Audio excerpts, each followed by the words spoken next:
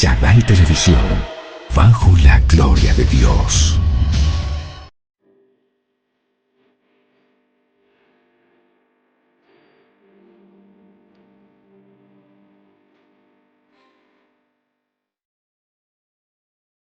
Mira, para el día de hoy tenemos un tema muy interesante. Este es el resultado de todo lo que se ve a nivel social. Y lo he titulado Personalidades. Y en esta diapositiva podemos ver a un hombre, pero con diferentes facetas. Y eso es lo que le está pasando a la gente hoy en día. La gente tiene varias facetas en su vida, pero esto es el resultado de lo que vivieron desde niños. A nivel de la parte psicológica y del cuidado psicoespiritual, podemos encontrar que la personalidad de una persona se forja a través de las vivencias y de lo que ha tenido que experimentar a lo largo de su vida. Y encontramos así a muchos que están reflejando todas las lesiones, todos los temores, todas las inseguridades que desde niños han adquirido. Entonces encontramos una sociedad que ya no tiene claras las cosas. Ahora, los supuestos amigos no solamente ya han tenido relaciones de todo tipo, ni siquiera pueden mencionar que la relación esté firme. ¿Todo por qué? Por todo ese desorden y ese desequilibrio que hay. Entonces encontramos matrimonios que no pueden permanecer estables. ¿Por qué? Por todo lo que me estoy refiriendo. Ahora, Dios nos encuentra así y quiere sanarnos, quiere restaurarnos, quiere equilibrarnos en todas las áreas de nuestras vidas. Lo importante es que usted y yo le permitamos que lo haga. Escucha bien. A lo largo de mi práctica pastoral y a lo largo de mis realizaciones y prácticas profesionales a nivel académico, a nivel médico, a nivel de el pastoreo, a nivel de teología y demás, he encontrado mucha gente, niños que no pudieron superar lo que sus padres le hicieron a sus madres, niñas llenas de temor y de frustración por todo lo que tuvieron que vivir en sus casas. Y así se juntan para formar hogares. Y como resultado es que repiten las mismas conductas que vieron en casa.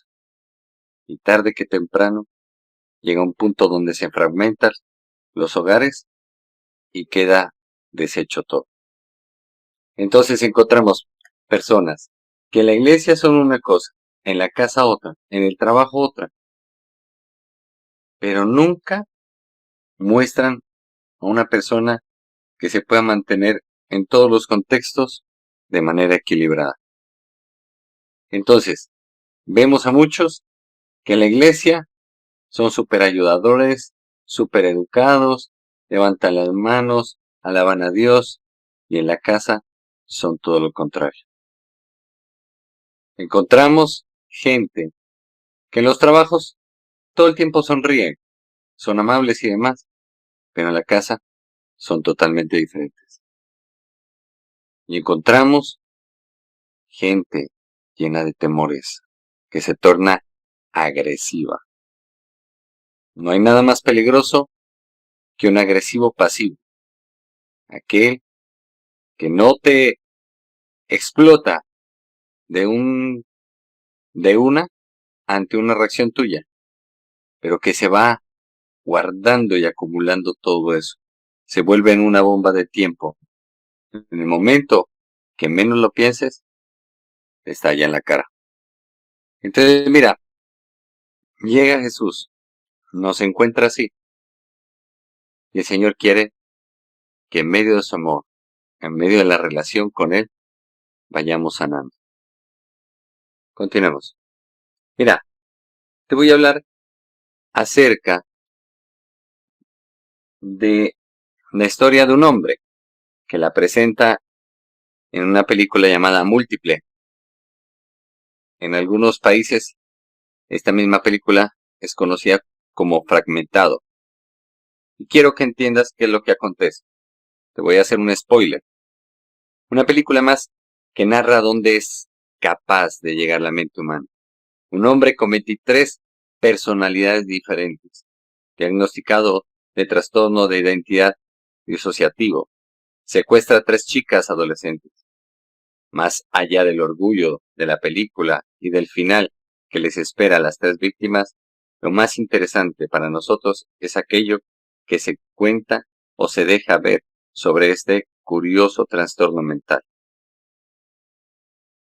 Y la pregunta es, ¿cuánta verdad hay en la película?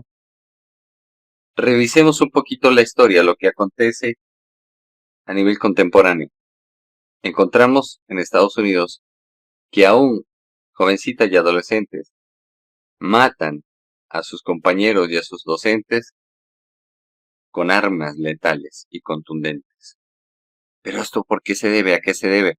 Muchas veces al bullying, otras al matoneo y otras al tipo de material que están consumiendo, sean en juegos, películas, en fin, etcétera. Los rencores, la falta de perdón. Pero no vamos tan lejos. Miremos aquí nomás en Colombia. Encontramos monstruos que secuestran, violan niños, los descuartizan y hacen cosas terribles. ¿Pero a qué se debe todo esto? A que por dentro estamos fragmentados. A que por dentro, como sociedad, como personas, como núcleo familiar, necesitamos ser sanados y restaurados. Lastimosamente, se entiende que hablar de Jesús es hablar de religión. Que el conocer a Dios es que uno ya se volvió aburrido. Que el escoger seguir a Dios es porque va a vestir santos. Y no tiene nada que ver con eso. Conocer a Jesús trae sanidad. Conocer a Jesús trae libertad. En Jesús encontramos paz, gozo, amor, transformación. Mira el rostro de este hombre. Enfócate en su mirada y vas a poder darte cuenta que es tanto el trastorno que se le ve. Escucha bien. Aún cuando la gente actúa en películas, y eso ha pasado con varios actores, entre esos el que hizo de Guasón, son tan poseídos por el personaje que no resisten y terminan matándose. Ahí encontramos el caso del actor del Guasón en Batman. Terminó suicidándose. ¿Y por qué? Analicemos un poquito el personaje del Guasón. Un hombre que le tocó vivir muchas humillaciones, muchas burlas. Un hombre que sufrió de bullying, matoneo, venía de un hogar disfuncional. ¿En qué terminó convirtiéndose? En un asesino serial, en un delincuente. Entonces mira, no solamente pasa con los actores.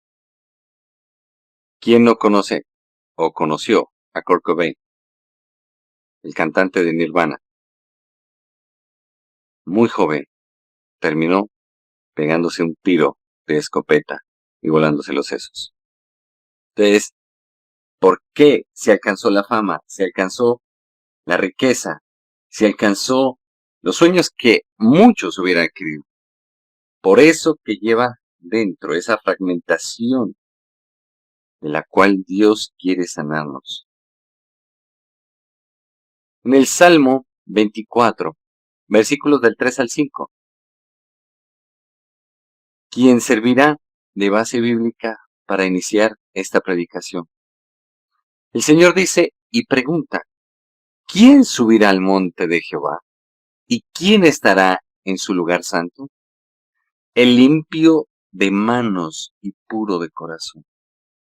Cuando nosotros nos convertimos al Señor, lo primero que hace el Señor es empieza a traer limpieza.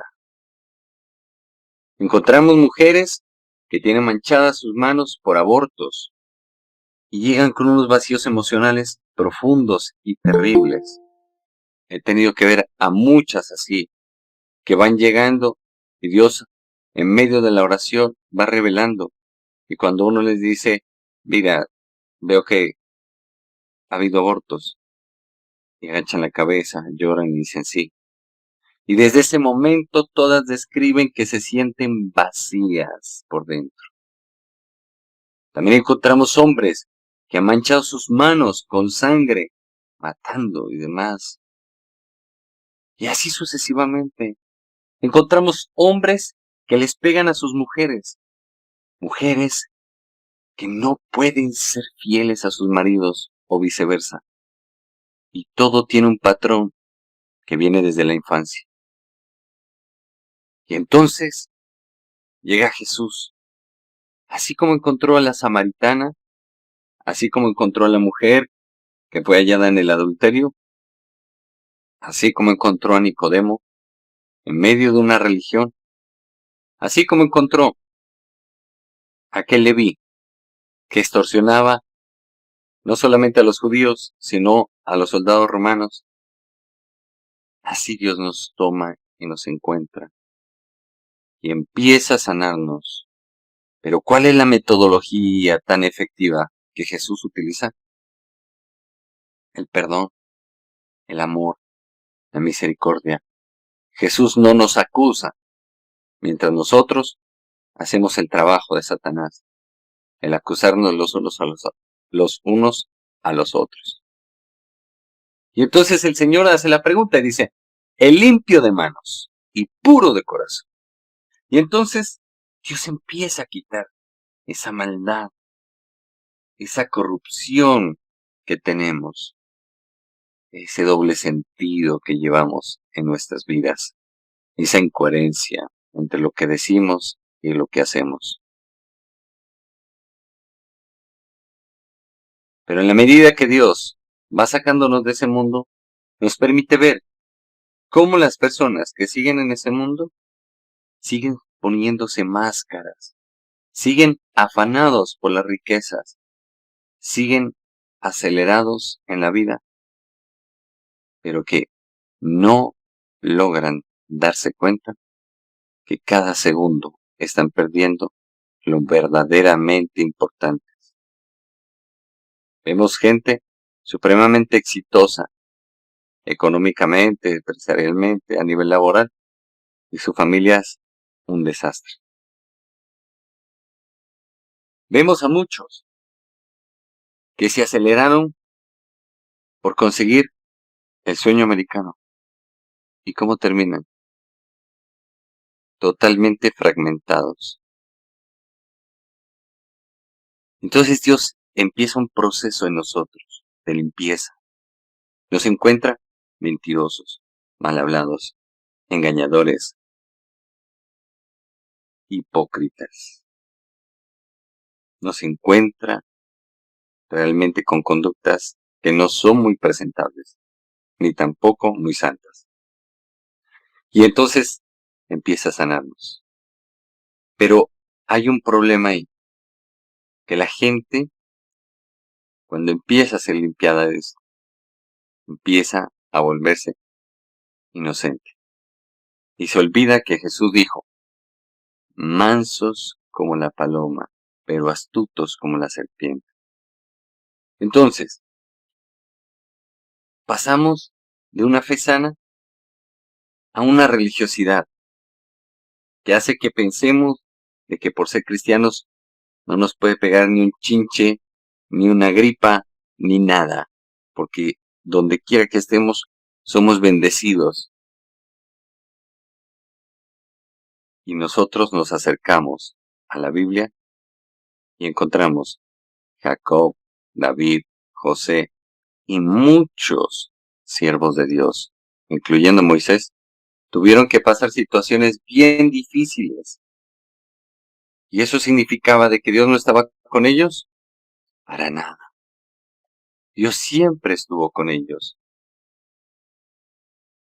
Los vimos llorar, reír, sufrir, pero siempre el Señor estuvo con ellos. A Josué lo engañaron varias veces, 3, 4 veces, y sin embargo, Dios estaba con él. Y así nos encontramos nosotros. Muchas veces hay gente que aparenta ser oveja y es un lobo rapaz. Y sin embargo, Dios está con nosotros para enfrentar, para poner las cosas como tiene que ser y a las personas en su lugar. Mire, Jesús, en la purificación del templo, le reprocha directamente y de manera dura y contundente a los sacerdotes, porque habían excluido a la gente. Solamente querían la gente que podía tener riquezas económicas. Pero cuando les dice, vosotros habéis vuelto mi casa una cueva de ladrones, cuando está escrito de que mi casa será llamada casa de oración para todas las naciones. El Señor los está exponiendo públicamente y les está reprochando y les está quitando la autoridad y les está diciendo, ustedes están mal. Y en medio de eso, empiezan a ver aquellos sacerdotes que la gente, los jóvenes y los enfermos se acercan al ver los milagros que Jesús estaba haciendo y empiezan a decir, Hosana al que viene en el nombre del Señor, bendito el que viene en el nombre de Dios. Y entonces, cuando oyen eso, porque decían Hosana al hijo de David, cuando decían eso, estaban reconociendo el linaje de Jesús. Y eso era como un grito de independencia ante el Imperio Romano. Entonces les decía, ¿oyes lo que están diciendo estos? Y Jesús les dijo, si no me lavan estos, de las piedras surgirá quien me lave. Escuche bien, el mismo Señor dice, Él recibirá bendición de Jehová y justicia del Dios de salvación. Dios lo que quiere es que podamos sumergirnos en su presencia para poder ser sanados. Revísate ahí donde estás. ¿Cuáles son tus temores? Tus indecisiones. ¿Cuáles son las inconsistencias que tienes dentro de tu personalidad? ¿A qué se debe esto? ¿Quién te hizo daño? ¿Qué fue lo que viviste? Gente que ha sido violada se siente sucia, se siente menospreciada, siente que no vale la pena. Eso es una cosa bien tremenda. Pero Dios llega y empieza a decir, ante mis ojos, tú eres de gran valor. No te tengo en poco, sino en alta estima. Tú realmente vales la pena. Y mi vida di por ti. Gente que no se siente amada. El Señor llega y dice, con amor eterno te he amado. Cuando llegamos al Señor y empezamos a conocer a Jesús, Jesús empieza a sanarnos. Las heridas que Él tiene en el cuerpo son las señales a través de las cuales Dios sana nuestro ser. Mira, vamos aquí a ver dos mujeres, dos personajes bíblicos y vamos a ver qué fue lo que le pasó a cada uno. Encontramos a Sara y a Agar. Sara, madre de multitudes, esposa de Abraham, mujer que ella era casi de 90 años cuando tuvo a su hijo Isaac. Esta mujer, cuando Dios se le aparece a Abraham, se burla, no cree. Pero a pesar de que no creía, sino que vivía por cultura, era una mujer que llamaba Señor a su marido. Aquella que llevó a Abraham a pecar, porque no veía el cumplimiento de la promesa de Dios. Y le dijo, conforme a la costumbre de la época, le dijo a su marido y lo llevó a que Abraham tuviera relaciones sexuales con Agar, una egipcia joven, para que en ella se cumpliera la promesa y Sara y Abraham pudieran adoptar a ese niño. Entonces mira, se supone que Sara era la esposa de Abraham y se supone que iba a ser madre de naciones. Se supone que Abraham es el padre de la fe y al lado de él tenía que estar una mujer fuerte en la fe. Mas todo lo contrario, esta mujer vivía no por fe, sino por vista, por cultura y por costumbre. Agar, una egipcia. Dígame usted, ¿qué podía hacer una egipcia si no conocía al Dios de Abraham? Entonces, encontramos esta historia en Génesis capítulo 16, versículos del 13 al 14. Entonces, ¿qué encontramos? Que cuando Dios le cumple a Abraham, porque Abraham clamaba y le decía, Señor, entonces será en Ismael que me darás descendencia. Le dijo, no, será en Isaac. Aquella misma mujer que obligó a su marido a tener relaciones sexuales con su concubina, con su esclava, que finalmente resultaría la concubina de Abraham. ¿Qué pasó? Esta misma mujer le dice a Abraham que expulse al desierto a ella y a Ismael. Ismael, quien era el hijo, fruto de el encuentro sexual entre Abraham y Agar. ¿Usted cree que para Agar era agradable que un viejito ya casi de 100 años tuviera relaciones sexuales con ella? Una mujer que podía conseguirse un hombre vigoroso, un hombre joven, alguien que la enamorara, pero simplemente por ser esclava le tocó. ¿Y de quién fue la idea? De su ama, de Sara. Sara, a la que Dios iba a visitar e iba a hacer un milagro, porque además de estar ya avanzada en edad, era estéril. Y entonces aquí nos narra todo este pasaje. Y dice así, entonces llamó el nombre de Jehová, que con ella hablaba. Tú eres Dios que ve. Aquella egipcia le está diciendo a Dios, le está diciendo, tú eres Dios que ve. Porque dijo, ¿no he visto también aquí al que me ve? Por lo cual llamó el pozo, pozo del viviente que me ve. Escuche bien, ¿por qué el pozo del viviente que me ve? Porque esta mujer joven, Agar, y su hijo Ismael estaban condenados a muerte por aquella ama que la obligó a tener relaciones sexuales con su marido. Y entonces, en un arranque de esos de locura, la expulsa al desierto, sin misericordia. Y entonces, ahí Dios se le aparece a Agar, a la egipcia. Escuche bien, quien estaba obrando inadecuadamente era Sara. Sara estaba mal. Y prácticamente los condenó a muerte. Y Agar, al ver que su hijo Ismael se iba a morir, lo dejó tirado en el desierto y salió corriendo. Y se le aparece el ángel del Señor. Y le dice, Agar, ¿qué haces?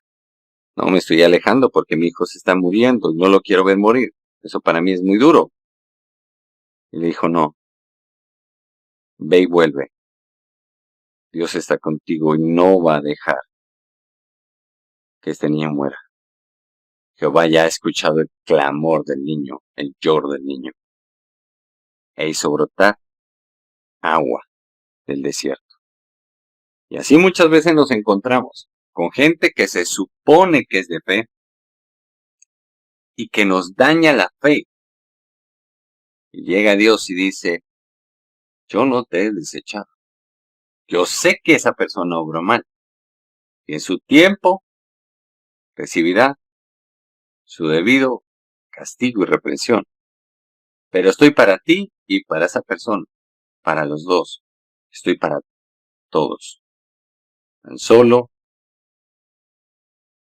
que cada proceso es diferente. Entonces sale un pozo. Del medio del desierto sale agua y llaman ese pozo, pozo del viviente que me ve. ¿Qué te quiero decir? Dios nos conoce. Él sabe lo que nosotros hacemos y dejamos de hacer. Él sabe quiénes somos. Él no necesita ver otra cosa. Él simplemente te ve el corazón. Nos ve el corazón. Y Él ya sabe si estamos fragmentados, si estamos siendo unos en la casa, otros en la iglesia, otros en el trabajo. Él ya sabe. Él nos ve. Y ante Él, la tierra tiembla y gime. Escucha bien. Él ve, te conoce y me conoce. Ya le corresponde juzgar. Entendamos, en este pasaje, un ángel, el ángel de Jehová, encuentra a Agar junto a una fuente de agua en el desierto. El ángel le dice que regrese con su señora y se someta a ella. ¿Quién era su señora? Sara. También le dice que multiplicará su descendencia y que dará a luz un hijo llamado Ismael. Porque mire, para Agar no era fácil tener que acostarse con Abraham. Mas, sin embargo, Dios se acuerda que Ismael era descendiente de Abraham y por eso lo libró de la muerte. Y ahí encontramos a todos los pueblos egipcios. Todos los pueblos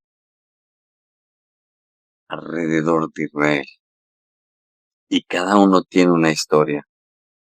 E Ismael creció y se hizo una gran nación. Y ahora encontramos a Israel luchando contra varios de sus pueblos. ¿Todo por qué? Por todo esto que pasó internamente, en medio de estas mujeres. Para nadie es agradable caer en esclavitud. Sara estaba llena de complejos, de temores, de incredulidades. Una mujer que no podía ser fértil. Entonces, echa mano de una mujer joven y la obliga a llegarse a su marido.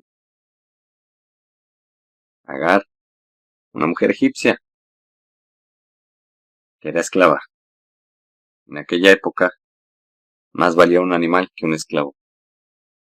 Entonces, mire todo esto que nos muestra la palabra de Dios. ¿Y todo por qué? Por esas inconsistencias. Si Sara hubiera creído a Dios, no hubiera tenido que vivir Agar lo que vivió. No hubiera Ismael y no hubiera todos esos conflictos que se encuentran hoy en día con Israel y alrededor de Israel. Mira, en Ezequiel capítulo 28, versículo 17, ya vimos esas inconsistencias en los hombres. Pero aquí vamos a ver otras inconsistencias pero en ángeles, y que estos mismos influencian a los hombres, porque los hombres, y cuando digo hombres me refiero a la raza humana, les permiten trabajar en ellos. Y aquí nos menciona lo que le pasó al mismo Satanás, Lucifer o diablo. Le dice en Ezequiel capítulo 28, versículo 17, dice, se enalteció tu corazón. Escuche bien. ¿Qué le está diciendo? Que se llenó de soberbia. Dice, a causa de tu hermosura, corrompiste tu sabiduría, a causa de tu esplendor. Yo te arrojaré por tierra. Por eso dice la Biblia que Satanás fue expulsado con sus ángeles, fue expulsado del cielo y fue arrojado a la tierra. Y delante de los reyes te pondré por espectáculo. Por eso, Isaías 14, cuyo título es La burla al rey de Babilonia, menciona lo que le va a pasar a Satanás y que la gente desconoce, pero que este espíritu le tiene miedo a Dios. Entonces, mira, le está diciendo, tú te dejaste llenar el corazón de soberbia a causa de la perfección, como te dice, te dejaste envanecer el corazón y pensaste que ibas a ser igual que yo y osaste levantarte en contra mía, eres arrojado a los confines de la tierra. Serás puesto en burla, en escarnio. Pero la gente, como no conoce a Dios, le tiene miedo al diablo. Y la gente dice, pastores que me están haciendo brujería. ¿Y usted qué cree? Que a nosotros no nos hacen brujería. ¿Usted cree que le va a tener miedo a una bruja o a un espíritu? ¿Usted cree que le voy a tener miedo a un satanista o a algún espíritu? Y entonces, ¿dónde está tu Dios? Decime, ¿dónde está tu Dios que es capaz de quitar todo esto? Hay gente que va a la iglesia y que no es de Dios. Son brujos, brujas, que van a hacer daño. Van a la iglesia y están fumando a la gente con cigarrillos. Van a la iglesia y se hacen rezos. Llevan collares de santería, de palería, tantas cosas. Y entonces, ¿dónde está tu Dios? Porque yo te lo puedo demostrar. Acércate al canal nuestro en YouTube. Acuérdate, nos encuentras como Shaddai, Ministerio Profético. Escucha bien. Ahí hay un video donde un santero y palero, alguien que trabajaba con santos y con muertos, Dios me lo trajo. Y empezamos a hablar así. Ni siquiera le había dicho Jesús. Y el tipo ya estaba vomitando. Y me decía, pastor, ¿qué me pasa? Y yo me reía. Le dije, tú trajiste a tus dioses y yo te traje al mío. Me dijo, sí, porque cuando yo lo vi, el tipo ni siquiera había entrado a mi casa. Cuando yo lo vi un hombre grandísimo, que solamente podía verle los talones, nada más, que lo protege. Le dije, ese es mi Dios, se llama Jesús.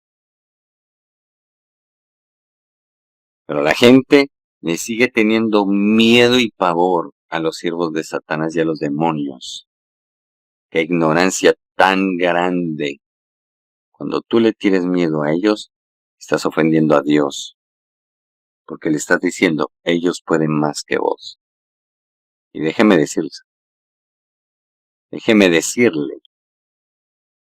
es todo lo contrario. En las liberaciones he podido ver al mismo Satanás, Lucifer, diablo, como quiera decirle. Así de sencillo lo he visto rogar, cual cobarde, como niña delante de Dios, para que no le haga daño.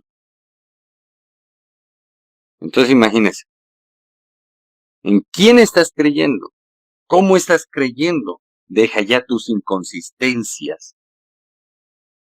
Como segundo punto, ¿qué estás permitiendo en tu vida? Si esto es delante de Dios, el Señor es el viviente que te ve. ¿Qué estás haciendo? ¿Estás mintiendo? ¿Estás acusando? ¿Estás tratando de poner una fachada que no es? ¿Qué estás haciendo? El mismo Señor te ve y Él mismo saca a la luz las cosas. Así me ha pasado. Han venido personas. Me acuerdo una vez, llegó una persona con su familia y me dijo, es que vea, el fulano me dice una cosa, la sultana me dice otra cosa. Le dije, venga, vamos a orar. Le dije, Padre, protégela y saca a la luz quién está mintiendo. Y plum, sacó a la luz. Lo sacó de una manera tan escalofriante. Qué cosa tan tremenda. Con Dios nunca se debe jugar. Él te conoce, Él me conoce y Él sabe de lo que pasa. Continuemos. Mira, cuando uno se acerca al Señor, la mejor experiencia que puede recibir en su vida es nacer de nuevo. ¿Pero qué significa este concepto? Nacer de nuevo es que nos arrepintamos de nuestra maldad. Dejemos ya nuestra vieja manera de vivir. Y yo creo que a todos nos falta. Como dice el apóstol Pablo, no pienso que lo he logrado ya. Voy en el proceso. Porque lo que no quiero hacer, hago. Porque la carne es débil. Porque nosotros no somos más que vasos de barro. Nacer de nuevo es nacer en el Espíritu. Es que realmente nos convirtamos al Señor Jesucristo. He visto a muchos pensar que porque servimos a Dios ya estamos súper bien. Mentiras. Pensar que porque nos metemos 40 días de ayuno estamos bien. Mentiras. He visto gente que levanta las manos delante de Dios y con esas mismas manos va y le pega a la mujer, esposas que le pegan al hombre, a su marido, hijos que deshonran a sus padres y los golpean, pero la gente quiere hacerse la de la vista gorda y llega a Dios y pasa la factura. Porque empieza a cumplirse la palabra de Dios. Dice, esposos, amad a vuestras esposas. Y entonces empieza a cumplirse la palabra de Dios. En vez de bendición, maldición. Dice, honrarás padre y madre para que todo te salga bien y tengas largura de días. Mas también dice, maldito todo aquel y muera irremisiblemente aquel que maldijere padre y madre. Entonces mire, Dios empieza a tocar nuestras vidas y empieza a tratar con nosotros. He visto gente que se ha declarado públicamente atea, que ante un suceso de la vida, lo primero que hacen es correr con cobardía a pedirle a Dios de que les ayude. Y ahí sí le dicen, Jesús, ayúdame. Ahí sí, se les olvida que son ateos y van y se humillan delante de Dios. He visto gente que jamás en la vida, usted se imaginó, que iban a predicar. Y ahora están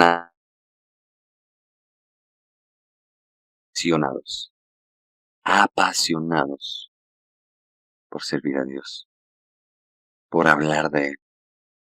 Gente que perseguía a la iglesia y ahora son los grandes líderes espirituales de la iglesia. Gente que había matado a muchos y ahora Dios los utiliza aún hasta para resucitar muertos. El nacimiento de nuevo es un acontecimiento espiritual y físico. Espiritual porque tu espíritu vuelve a la vida, se conecta con el Espíritu Santo de Dios. Y físico porque te empieza a transformar y empieza a cambiar tu moralidad, empieza a cambiar tu forma de ver las cosas, tus comportamientos. Porque es que muchos piensan que entre más grande esté mi iglesia, mejor estoy con Dios. Mentiras. Para nada. He visto gente que predica la palabra de Dios y está en adulterio, está en drogadicción, está hasta en homosexualismo, lesbianismo, está unido a los Illuminati y demás, y tiene las congregaciones a reventar. ¿Todo por qué? Porque empiezan a hablar de todo menos de Jesús. Empiezan a cepillarle el ego a la gente y empiezan a utilizar puro lenguaje retórico para mover las emociones. Así como el feto, así esta planta empieza a crecer lentamente, poco a poco, y empiezan a ser renovados, restaurados, bendecidos. Entendamos, el Señor quiere sanar eso que por dentro nos está destruyendo. Si nosotros le permitimos, seremos restaurados. Si no, seremos desechados. Depende de nosotros. Mira, para terminar, recuerda esto. El Señor lo dijo claramente. Polvo eres, y al polvo volverás. Usted no es el Rambo espiritual. Ni usted ni yo somos infalibles. Somos seres humanos con virtudes y defectos.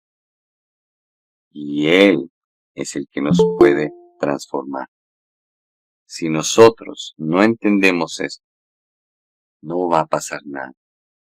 Si usted y yo no entendemos que como seres humanos podemos fallar, estamos fregados.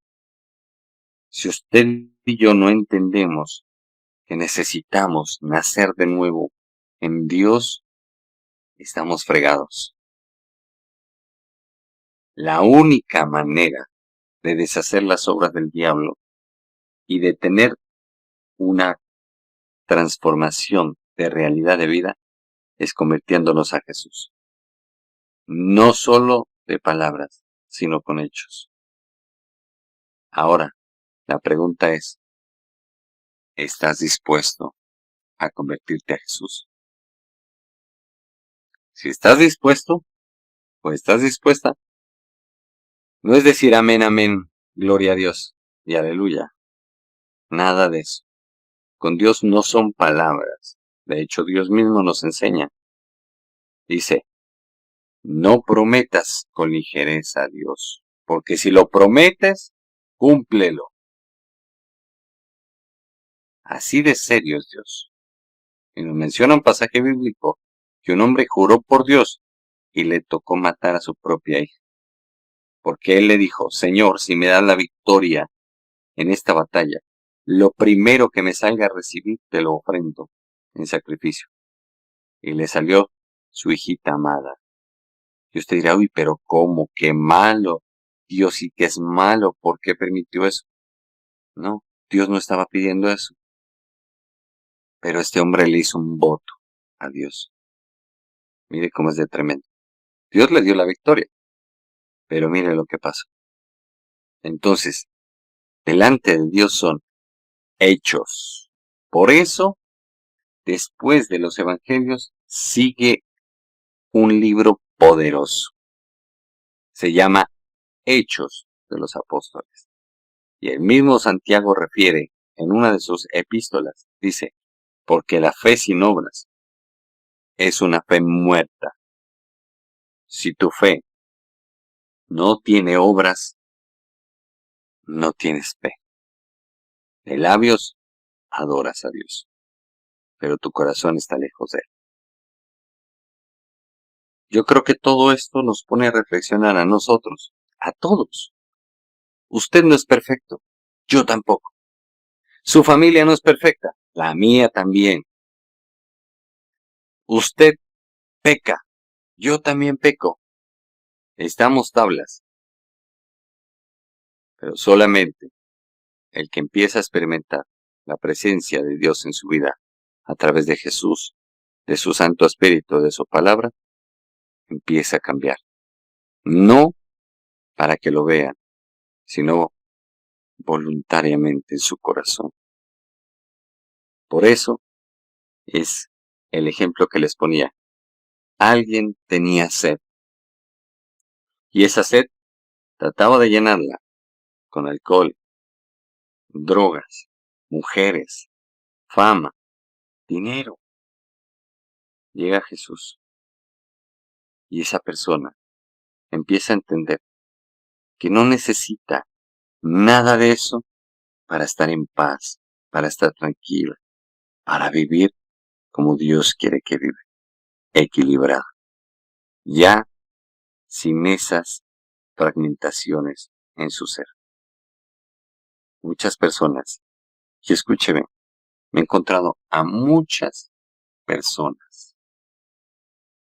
que lo único que hacen es decir, yo quiero servir a Dios, yo quiero amar a Dios, yo esto y aquello, y apenas les dice uno, tienes que hacer esto o aquello, inmediatamente dicen, no. Uno dice, tienes que dejar el rencor, tienes que dejar las malas palabras, tienes que serle fiel a tu marido o tienes que serle fiel a tu esposa. Y ahí se levanta y dice, no. Imagínate. ¿Y qué es lo que acontece? Ahí está tu corazón. ¿Dónde está tu fe? ¿Dónde está que decías que querías agradar a Dios? Exactamente lo que nos menciona Ruth, la historia que les decía. Muchas gracias. Jefté no tenía más hijos, sino aquella era su única hija. Así que al momento de verla, rasgó sus vestiduras y rompió en llanto. ¡Ay, hija mía! ¡Qué desgracia la mía! Y tú eres la causa de mi dolor por la promesa que hice al Señor. Eso está en Jueces capítulo 11, versículos del 30 al 33. Por eso le digo, cuando uno le promete algo a Dios, hay que hacerlo y pronto. Por eso te digo, Dios nos está llamando a encontrar en Jesús esa transformación, ese nacimiento. Dios quiere quitarnos esa fragmentación que hay dentro de nosotros y quiere llenarnos de su espíritu, de su amor, de su paz, de su tranquilidad. Él quiere que sepamos que Él está con nosotros, que independientemente de las circunstancias, Él no nos va a abandonar, que Él es fiel y que podemos confiar en Él. Por eso les invito, vamos a orar, vamos a pedirle a Dios, vamos a comunicarnos con nuestro Dios y Padre. Papito Dios, en el nombre de Jesús, delante de ti venimos. Hermoso Señor, tú sabes todo lo que nos sucede.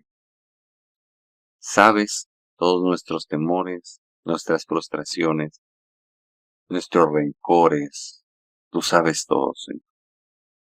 Por favor, de corazón te pedimos, en tu misericordia y con tu misericordia y amor, por favor, sánanos.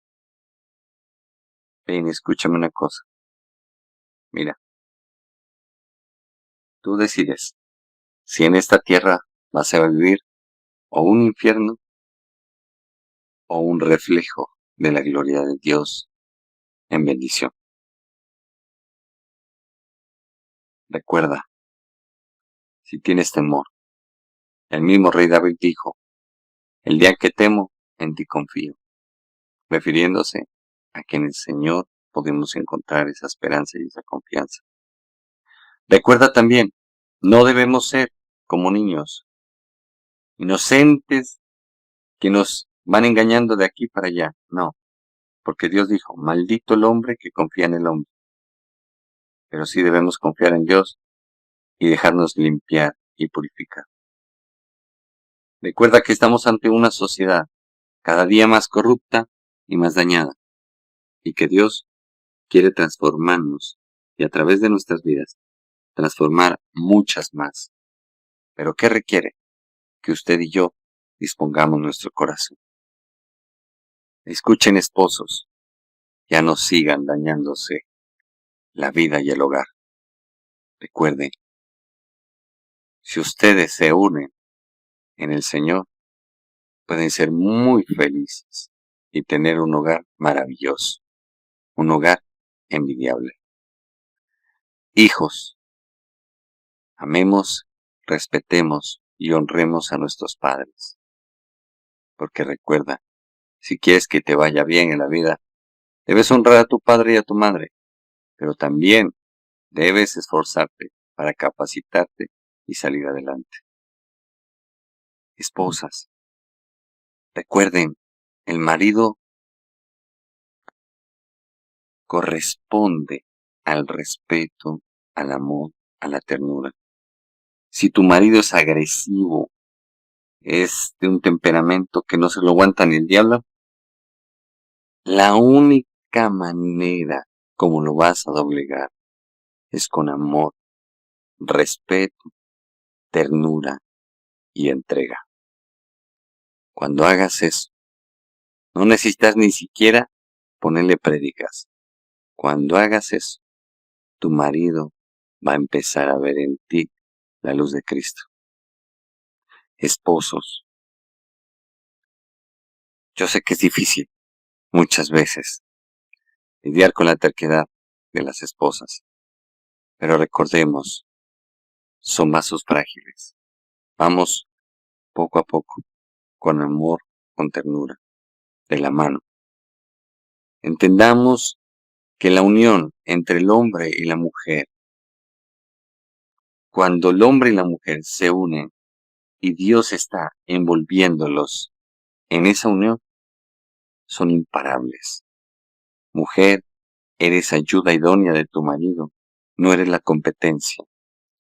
Hombres, la mujer no es la nueva empleada de servicio. Hay que ayudarles en todo, desde la casa, los quehaceres, la crianza de los niños y también económicamente. Recordemos, iglesia, Jesús viene por una iglesia sin tacha, sin mancha y sin arruga. No nos dejemos llenar nuestros corazones por las falsas ilusiones de las riquezas, de la fama, de la gloria. Vamos juntos, mejorando como seres humanos. Y entonces, esta tierra verá la gloria de Dios y será bendecidas las naciones de la tierra a través de tu vida. Por eso, papito Dios, yo te pido, ven, envuélvenos en ti. Señor, por favor, permítenos conocerte. Ahí donde estás tú, dile, papito Dios, te pido que me permitas conocer a tu Hijo Jesucristo, que lo conozca de corazón y que lo que se resiste en mí para volverse a Él, se ha quitado. En el nombre de Jesús. Amén.